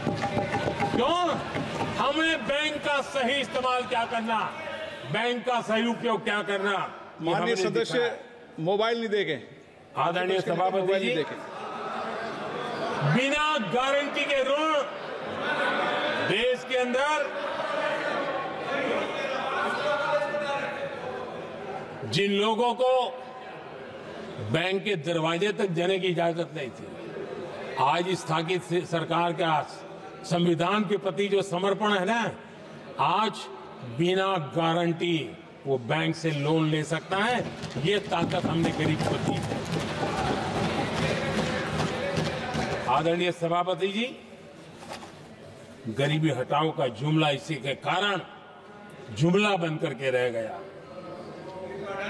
गरीब को इस मुश्किल से मुक्ति मिले, ये हमारा बहुत बड़ा मिशन है और ये हमारा संकल्प है, और हम इसके लिए दिन रात एक कर रहे हैं। जिनको कोई नहीं पूछता, इनको मोदी पूजता है। आदरणीय सभापति जी, दिव्यांगजन हर दिन संघर्ष करता हमारा दिव्यांगजन। अब जाकर के हमारे दिव्यांग को फ्रेंडली इंफ्रास्ट्रक्चर मिले, उसकी व्हीलचेयर आगे तक जाए, ट्रेन के डिब्बे तक जाए। ये व्यवस्था दिव्यांगजन के लिए करने का हमारे दिल में तब आया क्योंकि समाज के दबले कुचले वंचित लोगों की चिंता करना हमारे मन में था, तब हुआ। आदरणीय सभापति जी, आप मुझे बताइए, एक तो भाषा के नाम पर झगड़ा करना तो सिखा दिया आपने, लेकिन मेरे दिव्यांगजनों के साथ कितना अन्याय किया। जो हमारे यहां साइनेज लैंग्वेज जो है, साइन लैंग्वेज की जो व्यवस्था है, खास करके मूक बधिर के लिए, अब दुर्भाग्य ऐसा देश का कि असम में जो भाषा सिखाई जाए उत्तर प्रदेश में दूसरी सिखाई जाए, उत्तर प्रदेश में सिखाई जाए महाराष्ट्र में तीसरी सिखाई जाए। हमारे दिव्यांग जनों के लिए एक साइन लैंग्वेज का होना बहुत जरूरी था। आजादी के 7 दशक बाद भी उनको उन दिव्यांग जनों की याद नहीं आई। एक कॉमन साइन लैंग्वेज बनाने का काम हमने किया, जो आज देश के मेरे सभी दिव्यांग भाई बहनों के लिए काम आ रही है। आदरणीय सभापति जी, गुमंतु और अर्ध गुमंतु जन समूह समाज का इसके ऊपर पूछने वाला नहीं था। उनके कल्याण के लिए वेलफेयर बोर्ड बनाने का काम हमने किया, क्योंकि संविधान की प्राथमिकता है लोग, हमें उसको दर्जा देने का काम किया है। आदरणीय सभापति जी, हर कोई रेहड़ी पटरी के लोगों से जानता है, हर मोहल्ले में, हर इलाके में, हर फ्लैट में, हर सोसाइटी में सुबह होते ही वो रेहड़ी पटरी वाला आकर के मेहनत करके और लोगों का जीवन चलाने में मदद करता है। उसको बेचारे को 12-12 घंटे काम करे, रेहड़ी भी किसी से किराए पर ले ले, किसी से ब्याज से पैसा ले, किसी से सामान खरीदे, शाम को ब्याज खाओ पैसा ले जाए, बड़ा मुश्किल से अपने बच्चों के लिए ब्रेड का टुकड़ा ले जा सके। ये हालत थी। ये हमारी सरकार ने है रेहड़ी पटरी वालों के लिए स्वनिधि योजना बना करके बैंक से उनको बिना गारंटी लोन देने का शुरू किया, और आज उसके कारण, वो स्वनिधि योजना के कारण वो तीसरे राउंड तक पहुंचा है और अधिकतम लोन बैंक से उसको सामने से मिल रही है। उसकी प्रतिष्ठा का और उसका विस्तार हो रहा है, विकास भी हो रहा है। आदरणीय सभापति जी, इस देश में हम में से कोई ऐसा नहीं होगा जिसको विश्वकर्मा की जरूरत न पड़ती हो। समाज की व्यवस्था की एक बहुत बड़ी व्यवस्था बनी थी, सदियों से चली आ रही थी, लेकिन वो विश्वकर्मा साथियों के लिए कभी पूछा नहीं गया। हमने विश्वकर्मा के कल्याण के लिए योजना बनाई, बैंक से लोन लेने की व्यवस्था की, उनको नई ट्रेनिंग देने की व्यवस्था की, उनको आधुनिक टूल देने की व्यवस्था की, नई डिजाइन से काम बनाने की चिंता की, और उसको हमने मजबूत बनाने का काम किया। आदरणीय सभापति जी, ट्रांसजेंडर, जिसको परिवार ने धुतकार दिया, जिसको समाज ने धुतकार दिया, जिसकी कोई चिंता करने वाला नहीं था, ये हमारी सरकार है कि इसको भी भारत के संविधान ने हक दिए हैं। उस ट्रांसजेंडर के अधिकारों के लिए कानून और व्यवस्थाएं बनाने का काम हमने किया। उनको गरिमापूर्ण जीवन मिले, उनके अधिकारों की सुरक्षा के लिए हमने काम किया। आदरणीय सभापति जी, हमारे आदिवासी समाज इतनी सारी बातें करते, मुझे तो याद है मैं जब गुजरात का मुख्यमंत्री बना तो हमारे यहाँ उमरगांव से अंबाजी तक एक पूरा बेल्ट, गुजरात का पूर्वी हिस्सा पूरा आदिवासी बेल्ट, और एक कांग्रेस के मुख्यमंत्री आदिवासी रह चुके थे। इतने सालों के बाद भी उस पूरे इलाके में एक भी साइंस स्ट्रीम की स्कूल नहीं थी। मेरे आने से पहले एक भी साइंस स्ट्रीम की स्कूल नहीं थी। अगर साइंस स्ट्रीम की स्कूल नहीं है तो कितनी आरक्षण की बातें करो, वो बेचारा इंजीनियर और डॉक्टर कैसे बन सकता है। ये मैंने उस इलाके में काम किया और वहां साइंस स्ट्रीम की स्कूलें, आपको वहां यूनिवर्सिटीज बन गई है। लेकिन यानी राजनीति की चर्चा करना, संविधान के अनुरूप काम न करना, ये जिनकी सत्ता भूख है ना, उसका हमने आदिवासी समाज में भी जो अति पिछड़े लोग हैं, और मैं राष्ट्रपति जी का आभार व्यक्त करता हूं, उन्होंने मेरा काफी मार्गदर्शन किया। राष्ट्रपति महोदया ने मेरा मार्गदर्शन किया और उसमें से पीएम जनमन योजना बनी। हमारे देश में बिखरे बिखरे आदिवासी समाज के छोटे छोटे समूह हैं जो आज भी उनको कोई सुविधा प्राप्त नहीं हुई थी। हमने ढूंढ ढूंढ करके, संख्या बहुत कम है, वोट की राजनीति में उनकी तरफ देखने वाला कोई नहीं था, लेकिन मोदी है जो आखिर को भी पूंजीता है। और इसलिए हमने उनके लिए पीएम जनमन योजना के द्वारा उनके विकास की। आदरणीय सभापति जी, जैसे समाजों में उनके विकास संतुलित होना चाहिए, पिछड़े से पिछड़ा व्यक्ति को भी संविधान अवसर देता है, जिम्मेवारी भी सरकार को देता है, उसी प्रकार से कोई भी विभाग भी, कोई हमारा ज्योग्राफिकल इलाका भी वो पीछे नहीं रहना चाहिए। और हमारे देश में किया क्या, 60 साल के दरमियान 100 डिस्ट्रिक्ट आइडेंटिफाई करके कह दिया कि ये तो बैकवर्ड डिस्ट्रिक्ट है। और बैकवर्ड डिस्ट्रिक्ट का ऐसा लेवल लग गया कि किसी की ट्रांसफर होती थी तो वो कहता था पनिशमेंट पोस्टिंग, तो कोई जिम्मेवार अफसर जाता ही नहीं था। और उनकी तरह हमने पूरी स्थिति को बदल दिया। हमने एस्पिरेशनल डिस्ट्रिक्ट का एक कल्पना रखी और 40 पैरामीटर पर ऑनलाइन रेगुलर मॉनिटरिंग करते रहे। और आज एस्पिरेशनल डिस्ट्रिक्ट उस राज्य के अच्छे जिलों की बराबरी करने लग गए और कुछ तो नेशनल एवरेज की बराबरी करने लगे। भूभाग भी पीछे न रहे, कोई जिला अब इसको आगे ले गए करके हमने 500 ब्लॉक को एस्पिरेशनल ब्लॉक बना करके उनके डेवलप पर स्पेशल फोकस करने की दिशा में हम काम कर रहे हैं।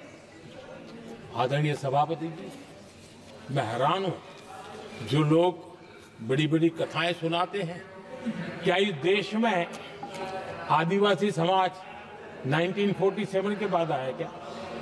क्या राम और कृष्ण से तब आदिवासी समाज भाग नहीं था? जो आदिवासी समाज को आदि पुरुष वीर पुरुष हम कहते हैं, लेकिन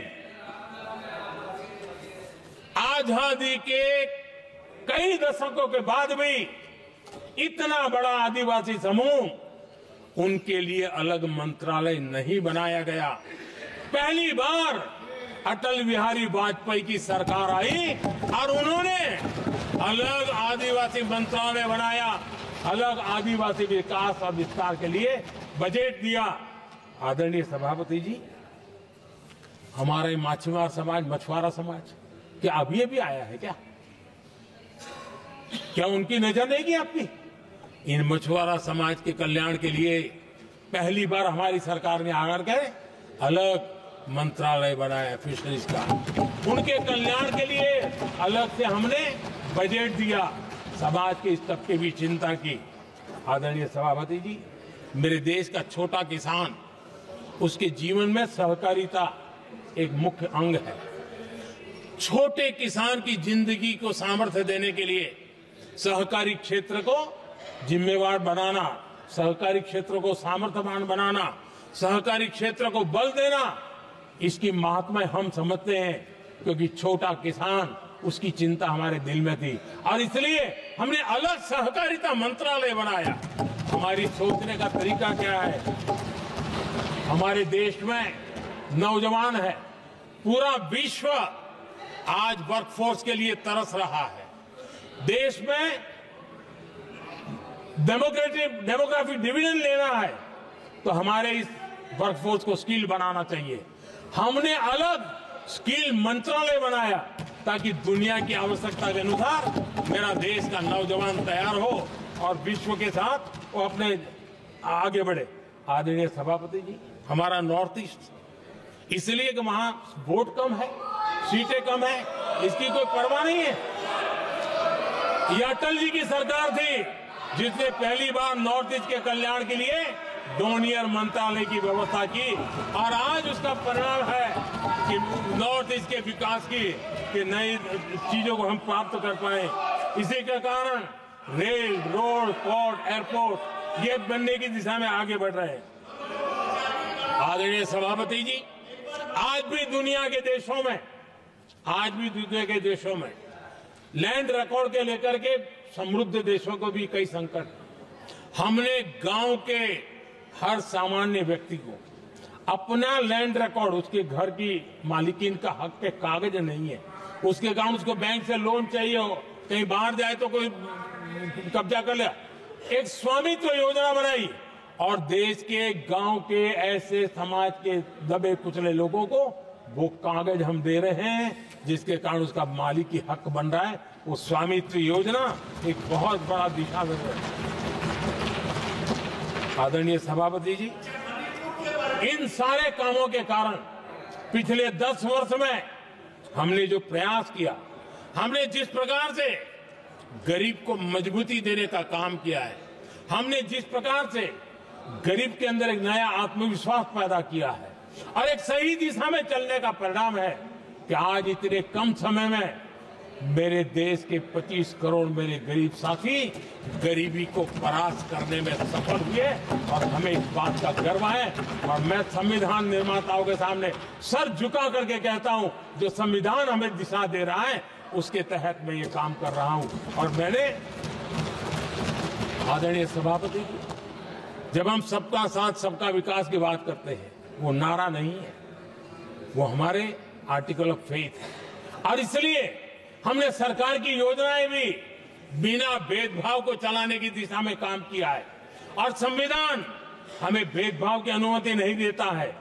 और इसलिए हमने आगे चल करके कहा है सैचुरेशन, जिसके लिए जो योजना बनी है उसका लाभ उन लाभार्थी को 100% लाभार्थी को मिलना चाहिए। ये सैचुरेशन अगर सच्चा सेकुलरिज्म को है ना, तो ये सैचुरेशन में है। सच्चा सामाजिक न्याय अगर किसी में है तो ये सैचुरेशन 100% उसको बेनिफिट जिसका हक है मिलना चाहिए, बिना भेदभाव के लिए मिलना चाहिए। तो ये भाव लेकर के हम सच्चे सेकुलरिज्म को और सच्चे सामाजिक न्याय को लेकर के जी रहे हैं। आदरणीय सभापति जी, संविधान के हमारे एक और स्पिरिट भी है और हमारे देश को दिशा देने का माध्यम, देश को का चालक बल के रूप में राजनीति केंद्र में रहती है। आने वाले दशकों में हमारा लोकतंत्र, हमारी राजनीति की दिशा क्या होनी चाहिए, आज हमें मंथन करना चाहिए। आदरणीय सभापति जी, कुछ दलों की राजनीतिक स्वार्थ और सत्ता का भाव, मैं जरा उनसे पूछना चाहता हूं, क्या वे कभी अपने आप को, और मैं सभी दलों के लिए कह रहा हूं, उधर और इधर ये मेरा विषय नहीं है, ये मेरे मन के विचार है जो मैं इस सदन के सामने रखना चाहता हूं कि इस देश में योग्य नेतृत्व का अवसर मिलना चाहिए। नहीं, जिनके परिवार में कोई राजनीति में नहीं है, क्या उनके लिए दरवाजे बंद हो जाएंगे? क्या देश को, लोकतंत्र के स्पिरिट को परिवारवाद ने गहरा नुकसान किया है कि नहीं किया है? क्या परिवारवाद से भारत के लोकतंत्र की मुक्ति का अभियान चलाना ये संविधान के तहत हमारी जिम्मेवारी है कि नहीं है? और इसलिए समानता के सिद्धांत की बात कहें, अवसर की बात कहें, हिंदुस्तान के हर किसी को, और जो परिवारवादी राजनीति है उनकी धुरी ही परिवार होता है, सब कुछ परिवार के लिए। देश को, देश के नौजवानों को आकर्षित करने के लिए, लोकतंत्र को मजबूत बनाने के लिए और देश के युवाओं को आगे आने के लिए हम सभी राजनीतिक दलों ने प्रयास करना चाहिए। सभी राजनीतिक दलों ने, जिनकी पार्श्वभूमि में राजनीतिक परिवार नहीं है, ऐसे फ्रेश ब्लड को लाने के लिए प्रयास करना, ये मैं मानता हूं कि देश की लोकतंत्र की, और इसीलिए मैंने लाल किले से कहा है कि मेरा एक विषय लेके मैं लगातार बोल रहा हूं, बोलता रहूंगा। 1 लाख ऐसे नौजवानों को देश की राजनीति में लाना है जिनका कोई परिवार का बैकग्राउंड राजनीतिक परिवार का नहीं है। और इसलिए देश को एक फ्रेश एयर की जरूरत है, देश को नई ऊर्जा की जरूरत है, देश को नए संकल्प और सपने लेकर के आने वाले युवकों की जरूरत है। और भारत के संविधान के जब 75 वर्ष मना रहे हैं तो हम उस दिशा में आगे बढ़े। आदरणीय सभापति जी, मुझे याद है मैंने एक बार लाल किले से संविधान में हमारे कर्तव्य को लेकर के उल्लेख किया था, और मैं हैरान हूं कि जिनको संविधान का समझ नहीं आता है वो कर्तव्य की भी मजाक उड़ाने लग गए। मैंने ऐसा कोई इंसान देखा नहीं दुनिया में कि जिसको इसमें भी इतराज हो सकता है आने। लेकिन देश का दुर्भाग्य है, हमारे संविधान ने नागरिकों के अधिकार तय किए हैं, लेकिन संविधान को हमसे कर्तव्य की भी अपेक्षा है। और हमारी सभ्यता का सार है धर्म, ड्यूटी, कर्तव्य, ये हमारी सभ्यता का सार है। और महात्मा गांधी जी ने कहा था, महात्मा जी का कोट है, उन्होंने कहा था, मैंने ये अपनी अशिक्षित लेकिन विद्वान मां से सीखा है कि हम अपने कर्तव्यों को जितना अच्छे से निभाते हैं उसी से अधिकार निकल करके आता है। ये महात्मा जी ने कहा था। मैं महात्मा जी की बात को आगे बढ़ाता हूं और मैं कहना चाहूंगा, अगर हम अपने मौलिक कर्तव्यों का पालन करें तो कोई भी हमें विकसित भारत बनाने से नहीं रोक सकता। संविधान का 75वां वर्ष कर्तव्य के प्रति हमारे समर्पण भाव को, हमारी प्रतिबद्धता को और ताकत दें, देश कर्तव्य भावना से आगे बढ़े, ये मैं मानता हूं समय की मांग है। आदरणीय सभापति जी, भारत के भविष्य के लिए संविधान के स्पिरिट से प्रेरित होकर के मैं आज इस सदन के पवित्र मंच से 11 संकल्प सदन के सामने रखना चाहता हूं। पहला संकल्प है, चाहे नागरिक हो या सरकार हो, सभी अपने कर्तव्यों का पालन करें। दूसरा संकल्प है, हर क्षेत्र, हर समाज को विकास का लाभ मिले, सबका साथ, सबका विकास हो। तीसरा संकल्प है, भ्रष्टाचार के प्रति जीरो टॉलरेंस हो।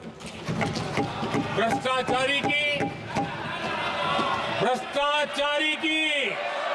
सामाजिक स्वीकार्यता न हो।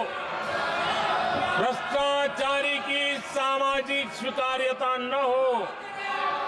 चौथा संकल्प है, देश के कानून, देश के नियम, देश की परंपराओं के पालन में देश के नागरिकों को गर्व होना चाहिए, गर्व का भाव हो। पांचवा संकल्प, गुलामी की मानसिकता से मुक्ति हो, देश की विरासत पर गर्व हो। छठा संकल्प, देश की राजनीति को परिवारवाद से मुक्ति मिले। सातवां संकल्प, संविधान का सम्मान हो। राजनीतिक स्वार्थ के लिए संविधान को हथियार न बनाया जाए। आठवां संकल्प, संविधान की भावना के प्रति समर्पण रखते हुए जिनको आरक्षण मिल रहा है वो न छीना जाए और धर्म के आधार पर आरक्षण की हर कोशिश पर रोक लगे।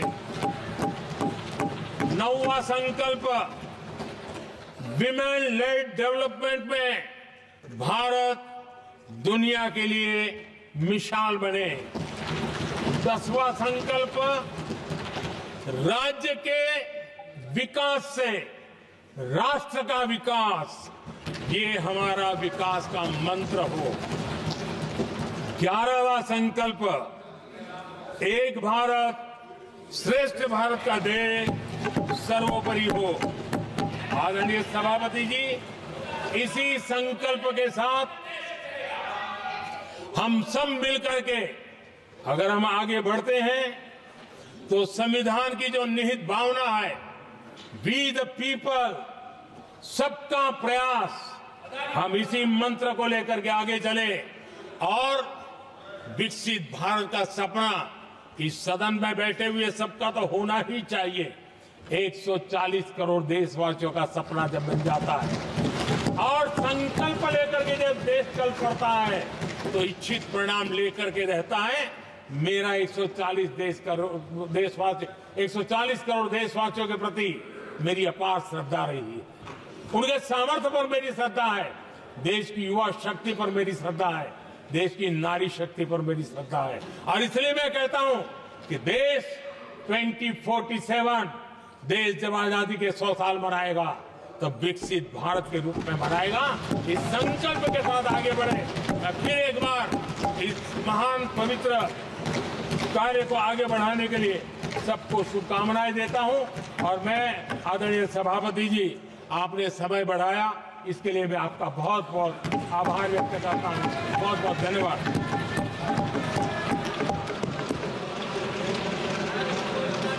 सभा की कार्रवाई सोमवार दिनांक 16 दिसंबर 2024 प्राप्त 11 बजे तक के लिए स्थगित की जाती है।